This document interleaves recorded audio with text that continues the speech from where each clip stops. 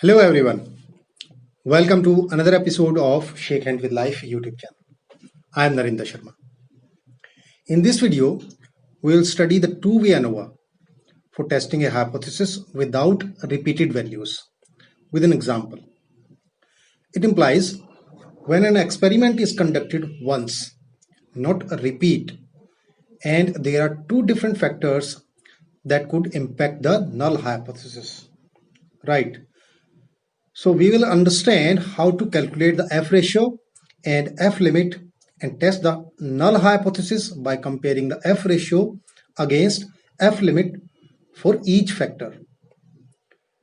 But before we move in this video, make sure that you have subscribed Shake Hand with Life YouTube channel and hit the bell to get the notifications of my latest video lectures. Right. Now let's begin it. Here I have taken the same example which I had taken in case of one-way ANOVA. So here I have the production of three varieties of wheat in metric tons per acre. So here the production of three varieties are A, B and C, right? And the production are given here under A. We have 6, 7, 3 and 8 metric tons from 4 different fields, and for B it is 5, 5, 3 and 7 from 4 different fields, and for C it is 5, 4, 3 and 4 metric tons per acre from 4 different fields, right? So here the outcome is the production of three varieties of wheat. So here are the three varieties of wheat A, B and C. Now the factors affecting the results. So here we have two factors. The factor number one is the seeds used for the variety of three wheats, right? Three varieties of wheat. The seeds used for the three varieties of wheat, which are A, B and C, right? This is the first factor. The second factor is the variety of fertilizers. Here are the variety of fertilizers W, X, Y and Z. So here we have 4 different kinds of fertilizers used in the fields for the production of three varieties of wheat A, B and C. Okay, so now in two-way ANOVA we have two different factors. In one-way ANOVA we have only one factors which could affect the production of three varieties of wheat, but here we have two different factors which could affect the production of three varieties of wheat, right? Now the null hypothesis. The null hypothesis, if these two factors, the factor number one, which is the variety of seed, and the factor number two, which is the variety of fertilizers, if these two factors not affected the production of three varieties of wheat, then the production of all three varieties of wheat are equal. So the production of A, the production of B and the production of C will be equal if these two factors would not affect the production of all three varieties of wheat, right? And at what significance level we are going to test this hypothesis? It is 5%. Okay, so at 5% we are going to test the null hypothesis here.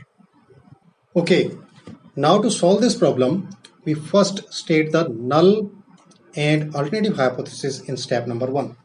So the null hypothesis is H naught is assumed as mu A, which is the mean production of variety A, equal to mu B, which is the mean production of variety B, and this equal to mu C, which is the mean production of variety C. That means the mean production of all three varieties are equal. And why? Because the variety of seed and the variety of fertilizers have no significant effect on the production of wheat. And the alternative hypothesis is assumed as HA such that not all three are equal. So mu A is not equal to mu B and mu B is not equal to mu C. Okay. For HA, when we assume the alternative hypothesis, so mu A not equal to mu B and mu B not equal to mu C. And why? because the variety of seed and the fertilizers have significant effect on the production of wheat, right? So this way we first state the null and alternative hypothesis, right? Now in step 2, we first calculate the sum of squares for variation for total variance, right?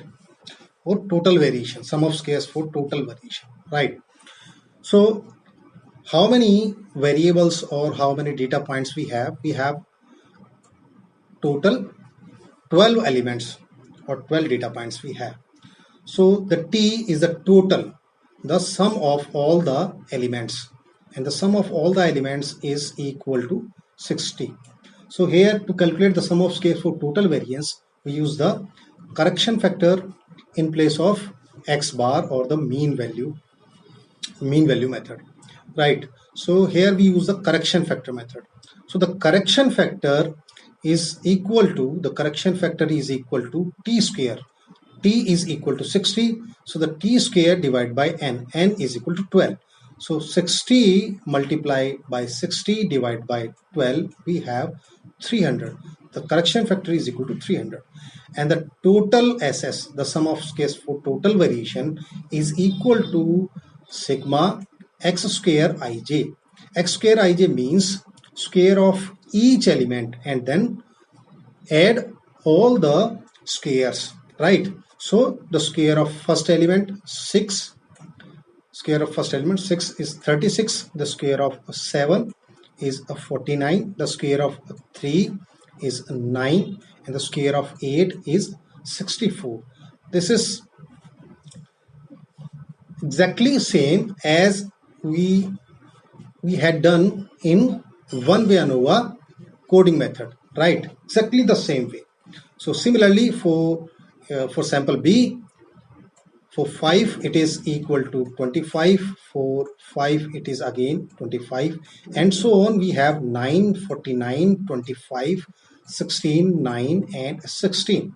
Okay, and the correction, subtract the correction factor. So here T square divided by n need to be subtracted from sigma x square ij. So T square divided by n is equal to 300, right? So the summation of all these squares of all 12 elements is equal to 332, and subtract the 300, so we get 32 here, right? So this is the sum of squares for total variation. Okay, now in step 3 we calculate the sum of squares for variation between the columns, right? So how many columns we have? We have 3 columns for A, for B and for C. We have 3 columns, right? The number of elements we have 12, and the total of all these elements we have 60, and the correction factor we already calculated is equal to 300, and the total SS, the sum of squares for total variation, is equal to 32, which we have already calculated in previous slide. Now we calculate the sum of squares for variation between the columns. Okay, so first we calculate the sum of the first column. The sum of first column is equal to 24. Then the sum of second column is equal to 20. Then sum of third column for C, it is 16. Now square the summation of each column. So square of 24, then divide it by the number of elements in the first column. So we have 4 elements in first column, so divide by 4. Then square of 20, okay, square of 24, the second column, sum of the second column, square of 20 divided by the number of elements, we have 4.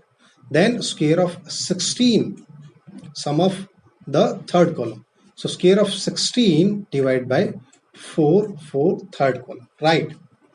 Then subtract the correction factor, T square by n. Okay, now square of 24 is equal to 576, square of 20 is equal to 400, square of 16 is equal to 256, right?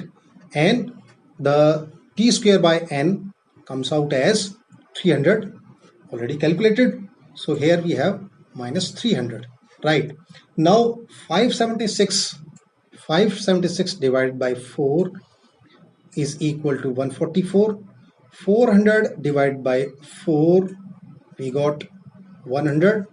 256 divided by 4, we have 64, right? And minus 300, right? Then the sum of all three, 144 plus 100 plus 64 equal to 308, and minus 300, we get 8 here. So the sum of squares for variation between the columns, we have 8 in step number 3. Now in step number 4, we calculate the sum of squares for variation between the rows, means between the fertilizers. So how many rows we have? We have 4 rows for W, for X, for Y, and for Z. So we have 4 fertilizers, therefore we have 4 rows. Now we have total 12 elements. Summation is 60 for 12 elements. The correction factor we already calculated, which is equal to 300, and the total variation, or the sum of squares for total variation, is equal to 32, which we already calculated. Then sum of squares for variation between the columns, already calculated, which came out as 8, right? Now we calculate the sum of squares for variation between the rows, or the sum of squares for variation between the fertilizers, right? So first we find the sum of each row, right? So the sum of first row is equal to 16, right? The sum of second row for X, it is again 16. Sum of third row, it comes out as 9. Sum of fourth row, it comes out as 19. Now we square each sum and then divide by the number of element in each row. Now the square of first summation of first row, sum of first row. So it is 16 square of 16 divided by 3. Square of 16 divided by 3. Then for second row, it is square of 16 divided by 3. For third row, it is square of 9 divided by 3. For fourth row, it is square of 19 divided by 3, and subtract the correction factor, which is t square by n. Now square of 16 is 256, right?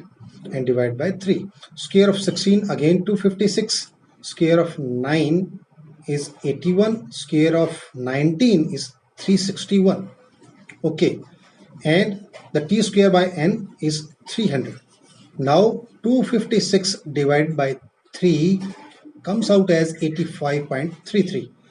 256 divided by 3 again comes out as 85.33. 81 divided by 3 comes out as 27. 361 divided by 3 comes out as 120.33 minus 300. Now the summation of all four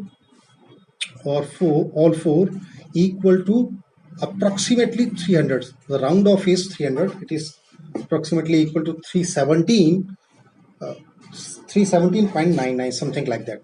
But here I just round it, so it is equal to 318. So the correction factor is 300 minus 300, and we get here 18.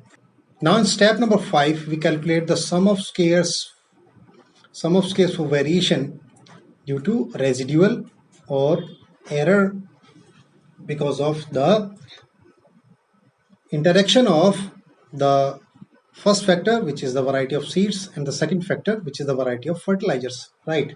So it is equal to the sum of squares for variation due to residual or error equal to the total SS, sum of squares for total variation, minus in bracket we have sum of squares for variation between the columns plus the sum of squares for variation between the rows, right? So the total SS, sum of squares for total variation, is equal to 32. So here we have 32. Sum of squares for variation between the columns, we have 8. which we already calculated here, right? So the sum of squares for variation between the rows already calculated, which is equal to 18, right? So here we have 32 minus 8 plus 18. So 8 plus 18 equal to 26. So 32 minus 26, we have 6, right? So this way we have the sum of squares for variation due to residual or error. Now in step number 6, we calculate the F ratio. We prepare the two-way ANOVA table without repeated values. So here we have without repeated values, right? For the 3 samples, right, we have without repeated values, the two-way ANOVA table. Okay, so we have calculated the sum of squares for variation between the columns, which comes out as 8. Sum of squares for variation between the rows, that means between the fertilizers, the second factor, which comes out as 18. Then we calculated the sum of squares for variation due to the interaction of first and second factor, that means seeds and fertilizers, or you can say that the column and rows, which comes out as 6. And then sum of squares for variation due to total elements, or the total variation of sum of squares, right? So this comes out as 32, and the number of elements n equal to 12, and the number of columns we have C, this is designated by C, which is equal to 3. Number of columns we have 3, so A, B and C, we have 3 columns, and the number of rows we have 4. Okay, so W, X, Y and Z, we have 4 rows. Now we prepare the ANOVA table, right? Okay, so how do we do that? So in the first column we have source of variation, the source of variation between the columns, that means between the seeds, between the varieties of seeds. Okay, and here we have sum of squares. So the sum of squares for variation between the columns or between the variety of seeds, we have 8. Then sum of squares for variation between the rows, or we can say that between the varieties of fertilizers, we have 18. Now the sum of squares for variation due to residuals or error, or due to the, we can say that the interaction of seeds and fertilizers. So this we have 6. Now the sum of squares for total variation. So this we have 32. Now comes to the degrees of freedom. So degrees of freedom in third column, we have the degrees of freedom for the columns. So we have the columns, we have 3. So 3 columns we have, so therefore it is the degrees of freedom corresponding to the sum of squares for variation between the columns. We have C minus 1 and C is equal to 3, therefore 3 minus 1, it is equal to 2. Now the degrees of freedom corresponding to the sum of squares between the rows. So the number of rows we have 4, so R is equal to 4, therefore R minus 1, it is equal to 4 minus 1 equal to 3. Now the degrees of freedom, because of the interaction of columns and rows, so we have the degrees of freedom corresponding to residual or error. So this is C minus 1 and R minus 1. So C minus 1 is 2 and R minus 1 is 3, therefore 2 multiplied by 3 equal to 6 we have. Now the degrees of freedom for total variation, so it is equal to C multiplied by R, number of columns and number of rows multiplied minus 1. Okay, so or we can say that the number of total elements minus 1. So the number of total elements equal to 12. So therefore, or we have C3, C is equal to 3 and R is equal to 4. So 3 multiplied by 4 is also equal to 12. So 12 minus 1 equal to 11. Okay, now we calculate the mean square for variation between the columns. So it is equal to SS between the columns, which is equal to 8 divided by the corresponding degrees of freedom, equal to 2. So 8 divided by 2 equal to 4. Now we calculate the mean square for variation between the rows. So the sum of square for variation between the rows equal to 18. So 18 divided by the corresponding degrees of freedom, it is equal to 3, right? So 18 divided by 3 equal to 6. Now we calculate the mean square for variation due to residual or error. So the sum of squares for variation due to residual, it is equal to 6, and the corresponding degrees of freedom, it is also 6. So 6 divided by 6 we have 1. Okay, now we calculate the F ratio. The F ratio is the mean square for variation divided by the mean square for variation due to residual. Okay, so mean square for variation between the columns equal to 4. Okay, we have 4, and this divided by the mean square for variation due to residual, which is equal to 1. So here we have 1. So 4 divided by 1 equal to 4. This is the F ratio for sum of squares for variation between the columns or between the variety of seeds. So this is the sum of squares for variation between the variety of seeds. So it is due to the first factor, the F ratio for the first factor, which is equal to 4. Now F ratio for second factor, it is equal to the mean square for variation, which is equal to 6. So here we have 6 divided by mean square for variation due to residual, which is equal to 1. So this is divided by 1. So 6 divided by 1 we have 6. So this way we can calculate the F ratio in two-way ANOVA table, right? Okay, now in step number 7, we calculate the F limit. So here in this column, we calculate the F limit at 5% significance level. So the F limit for sum of squares for variation between the columns or sum of squares for variation between the varieties of seed. So it is F26. So 2 is the degrees of freedom corresponding to sum of squares for variation between the columns, and 6 is the degrees of freedom in denominator, which is corresponding to the sum of squares for variation due to residual or error, right? So this comes out as 5.14.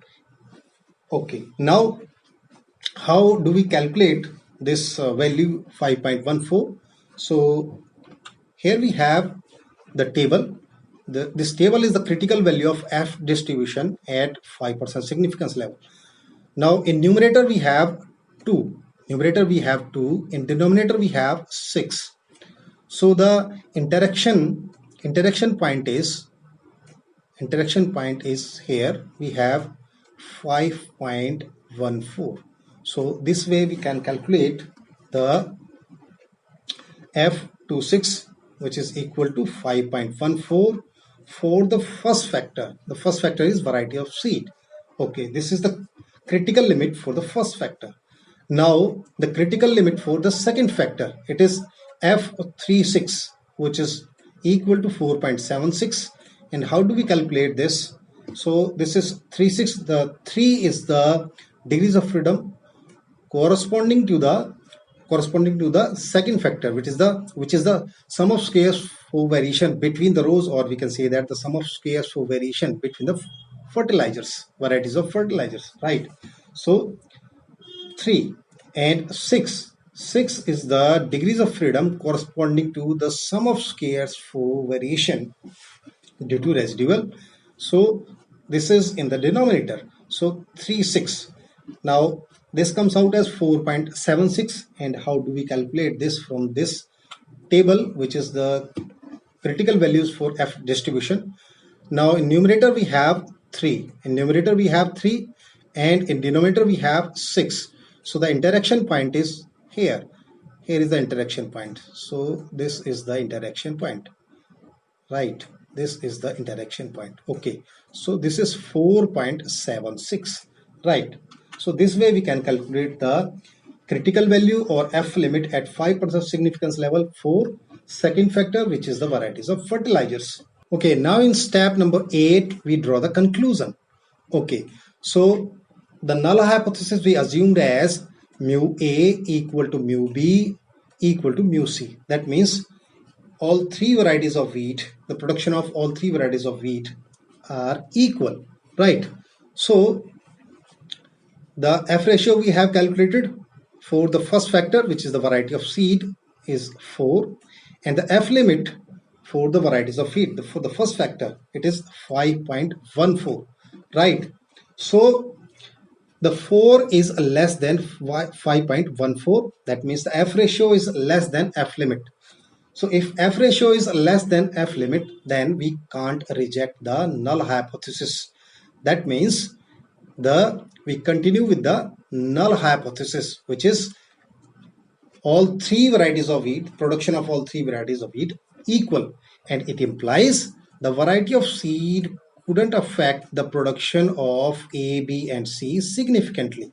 Okay, so for the first factor, we draw the conclusion that the variety of seed couldn't affect the production of A, B, C significantly.